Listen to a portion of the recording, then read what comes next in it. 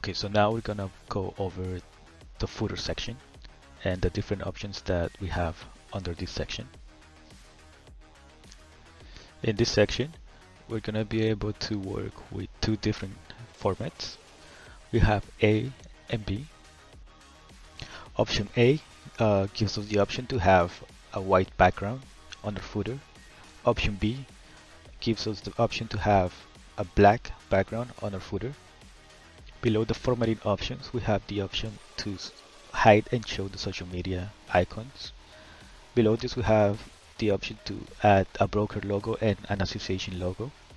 And below this, we have the option to add or edit our disclaimer on the footer. Once you have added your content to the footer, don't forget to save your work.